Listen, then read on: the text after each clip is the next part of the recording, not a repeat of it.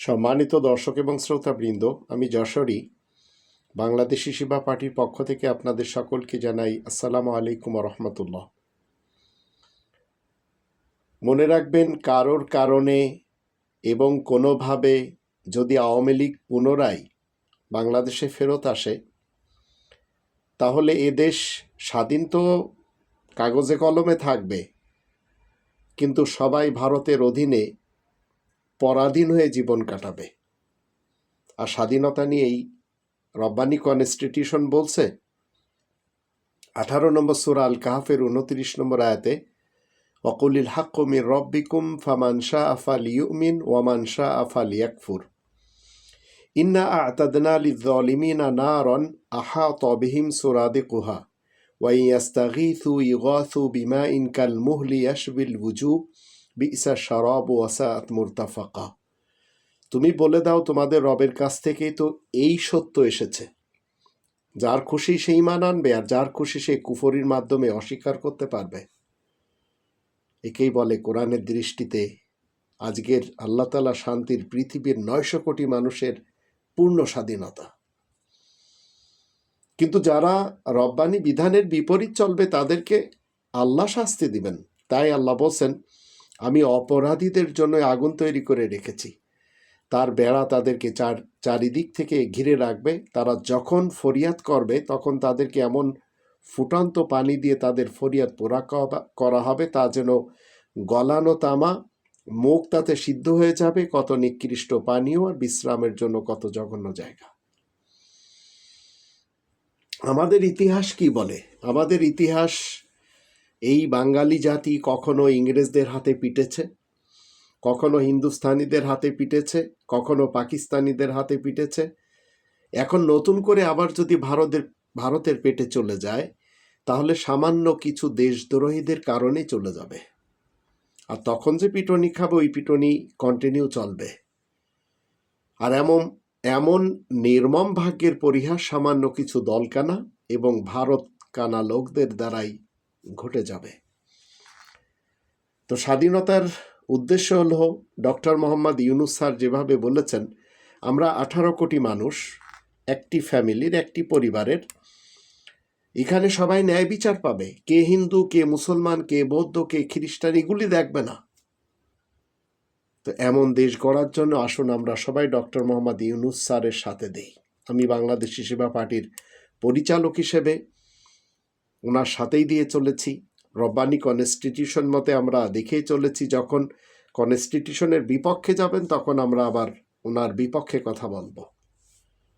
তো আমি আপনাদের সকলকে বলতে চাই, নতুন ষড়যন্ত্র আমরা আবার দেখতে পাচ্ছি।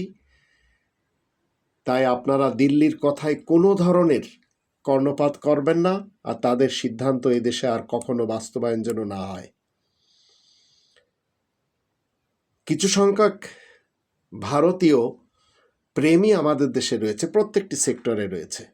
ধর্মের সেক্টরে, রাজনীতির সেক্টরে, চাকরিজীবীদের সেক্টরে, সরকারি সেক্টরে, আবার প্রাইভেট সেক্টরে।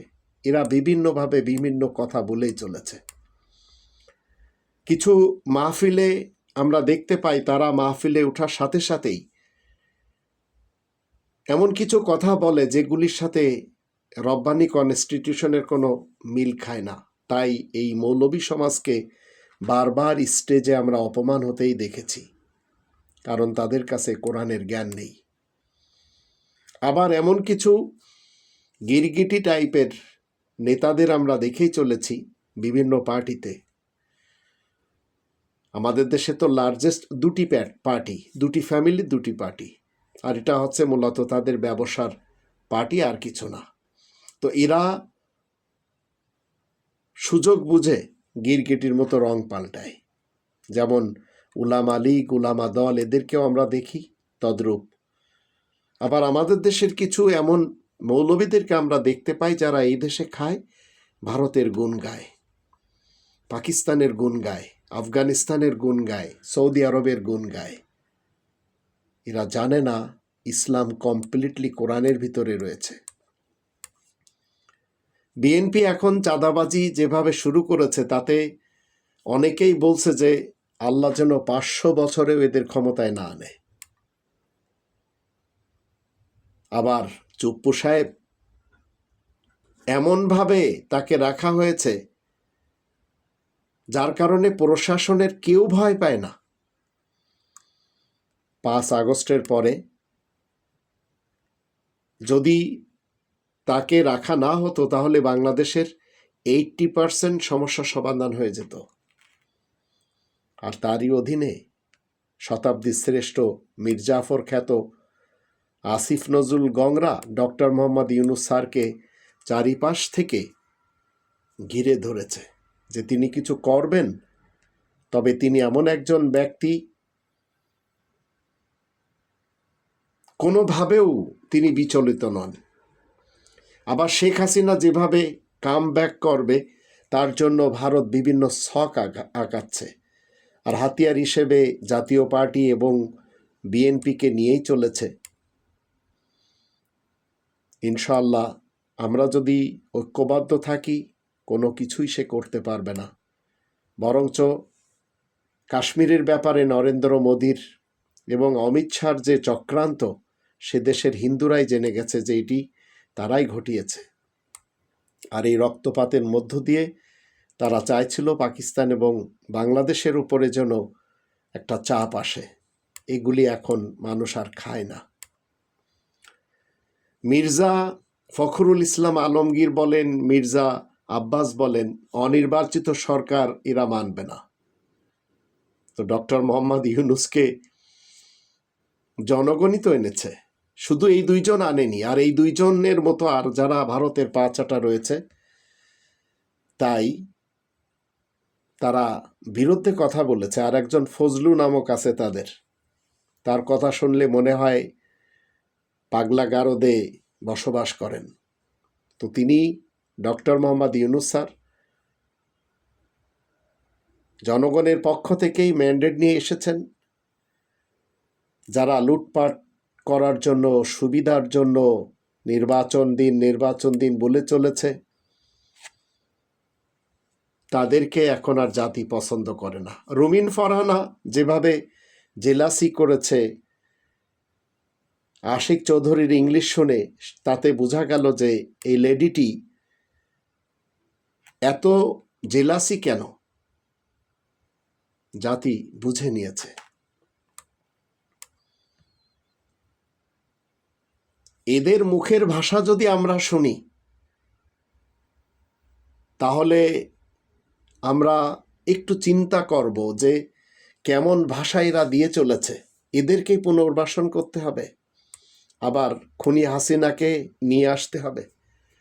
জামাত নেতা লন্ডনে যে খালেদা জিয়ার সঙ্গে দেখা করে, এটি জাতি কি কখনো পছন্দ করেছে? তারিক রহমানের কোনো যোগ্যতাই তো নেই, তার তো ব্যবসা বাণিজ্যই ভিন্ন। সে তো মুসলেকা দিয়েছে যে আমি রাজনীতি করব না, সে তো জানে না, কিছুই জানে না। অশিক্ষিত একজন মূর্খ, যেমন তার মা, তদ্রূপ জয় এবং তার মা। এদের হাতে এই জাতির ভাগ্য ছিল, কারণ এদের কোনো শক্তি ছিল না। এরা ভারতের নিয়ন্ত্রণে ছিল। তাই এখন বিএনপির কিছু অপদার্থরা বলে চলেছে ডক্টর ইউনূস সাহেবের ব্যাপারে, সম্ভবত উনি খুব তাড়াতাড়ি নির্বাচন দিবেন না। তো এত নির্বাচনের কথা আপনারা কেন বলে চলেছেন? দেশ তো উনি গড়ে দিচ্ছে আমাদের। আর যেসব হুজুরেরা ওনাকে সুদখোর, সুদের কারিগর বলে চলেছিলেন, তাদের বিরুদ্ধে আবার আর এক হুজুর সমাজ দাঁড়িয়ে গেছে। আবার জাতি বলছে যে ডক্টর ইউনূস তো আমাদের হৃদয়, আমরা তাকেই চাই। কেউ বলছে 5 বছর থাকুক, কেউ বলছে 10 বছর থাকুক, কেউ বলছেন যে যতদিন তিনি হায়াতে আছেন ততদিন থাকুক।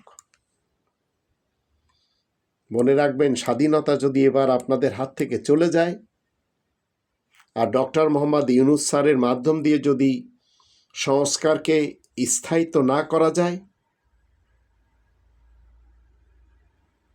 তখনই এই ভারতের দালালরাই আবার ক্ষমতায় আসবে। আপনাদের আর কোনোভাবেও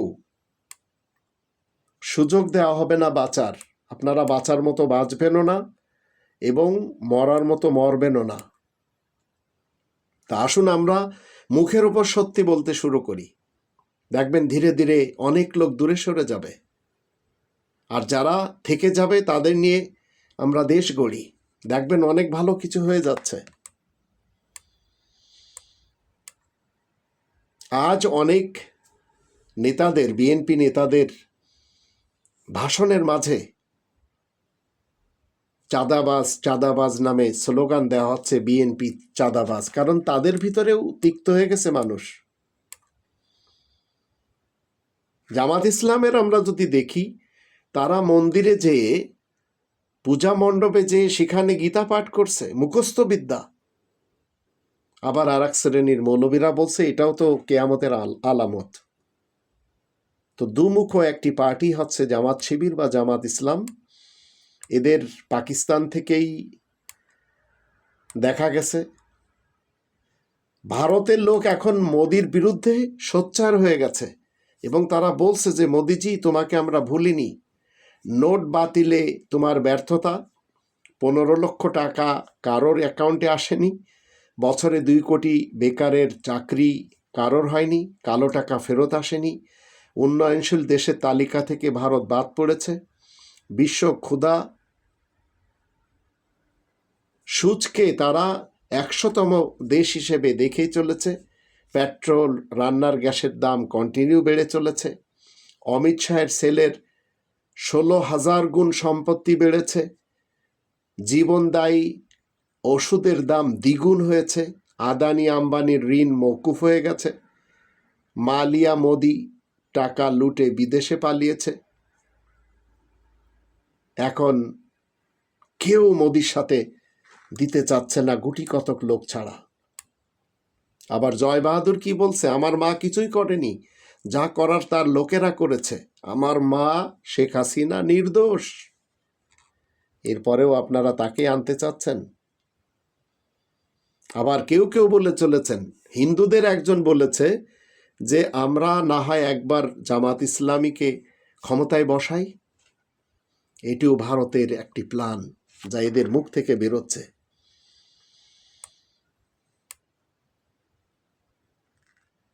এই যে পায়েলগাম যে অ্যাটাক হলো,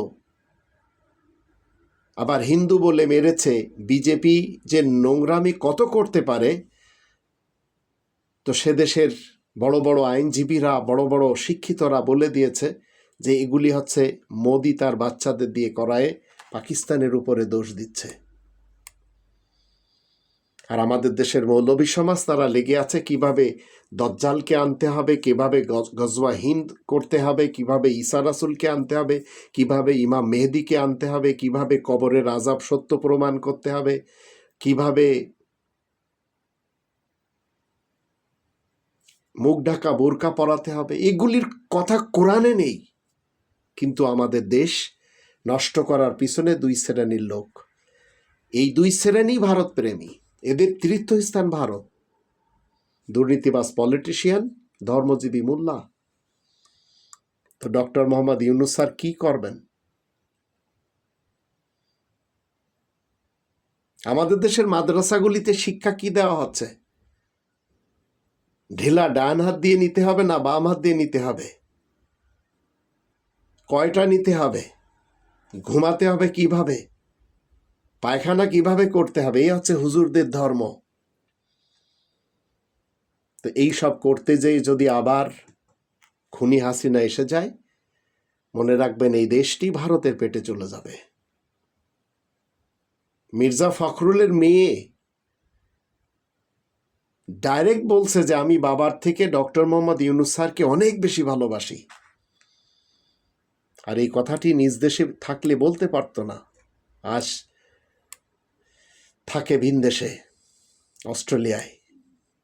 তো যোগ্যতা সম্পন্ন ব্যক্তি আমরা ডক্টর ইউনূস স্যারকে পেয়েছি, কোনোভাবে যদি আমরা তাকে খোয়াইয়ে ফেলি, মনে রাখবেন আমাদের কপাল পুড়বে। সারা দেশের সকল মানুষ চাচ্ছে ডক্টর ইউনূস স্যার ক্ষমতায় থাকুক, গুটি কতক লোক চাচ্ছে না। আর ভারতের পেটে এসে গেলে আপনারা স্বাধীনতা কি জিনিস ভুলেই যাবেন। অনেক শিক্ষিতরা এখন বলছে বিএনপি আওয়ামী লীগ একই, আর এরা ফরহাদ মাজার সাহেব তো বলেছেন তরুণদেরকে বাঁচতে দেবে না যদি ক্ষমতায় এসে যায়। আর তরুণদের ভিতরে যে পার্টি তৈরি হয়েছে, সেই পার্টির আপনারা দেখলেন আমার একটি ভিডিওতে, যেই পার্টি আমি বিলুপ্ত চাই, কারণ পার্টি এখনো ফুলফিল হয়নি 400 কোটি টাকার দুর্নীতি।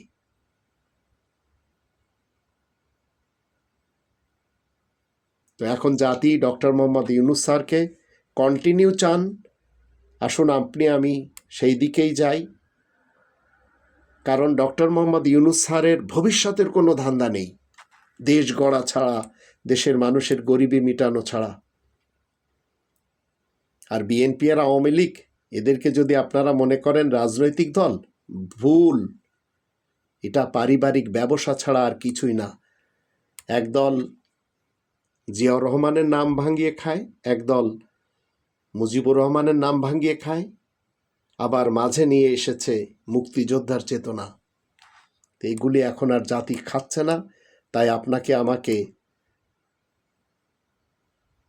ডক্টর মোহাম্মদ ইউনূস স্যারকে সম্মান দিতে হবে, এবং কোনোভাবেও যেন তিনি আমাদের হাতছাড়া না হয়ে যান, তাকে কাজ করার আসুন আমরা সুযোগ করে দিই। নইলে এই দেশ ভারতের যেভাবে এখন বিভিন্নভাবে ষড়যন্ত্র, তাতে এই দেশ যদি বিএনপির হাতে যায়, তারপরেও আওয়ামী লীগের হাতে চলে যাবে। বিএনপির হাতে যাওয়া মানে আওয়ামী লীগের হাতে যাওয়া, আর আওয়ামী লীগের হাতে যাওয়াই মানে ভারতের পেটে ঢুকে যাওয়া। তখন স্বাধীনতা আমরা ভুলে যাব। তাই আসুন রব্বানি বিধান মতে যে আয়াতটি আপনাদের সামনে আমি তুলে ধরেছিলাম, সেই আয়াত মতে আমরা সম্প্রীতির সাথে 17 নম্বর সূরা বানী ইসরাইলের 70 নম্বর আয়াতে আল্লাহ বলেছেন, ওয়ালাকাদ কাররামনা বানি আদম। বানি আদমকে আল্লাহ সম্মান দিয়েছেন, সেই সম্মানের সাথে আমরা একে অপরের সাথে বাঁচি। আল্লাহ আমাদের সেই তৌফিক দান করুন।